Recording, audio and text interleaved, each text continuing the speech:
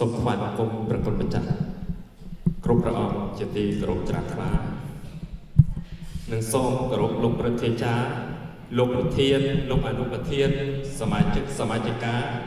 មិត្តសមាគមខ្មែរកម្ពុជាក្រមនៅបារាំងលោកប្រធានសហព័ន្ធខ្មែរកម្ពុជាក្រមប្រចាំតំបន់និងតំណាងសមាជិកប្រទេសទៀតដែលបានចូលរួមដល់សេចក្តីគោរពខ្ញុំសូមគោរពលោកយាយលោកតាអូនពូមីបងប្អូនជនរួមជាតិខ្មែរយើងទាំងក្នុងនិងក្រៅប្រទេសដែលមានវត្តមានក្នុងអង្គវេទិកាជួបជុំកាន់ទុកទិវារំលឹកខួប70ដែលទឹកដីខ្មែរកម្ពុជាក្រមស្ថិតក្រោមអាណានិគមនិយមវៀតណាម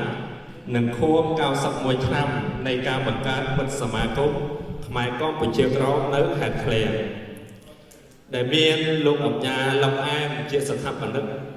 មិត្តសមាគមមានគោលដៅចំនួន3រួមមាន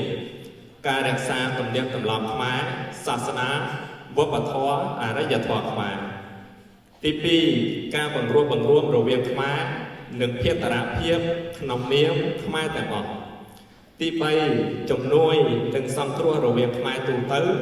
ជាពិសេសខ្មែរកម្ពុជាក្រមមិត្តសមាគមមានបំណងសហការជាមួយនឹងអង្គការខ្មែរនិងបរទេសទាំងឡាយណាដែលមានគោលដៅដូចគ្នា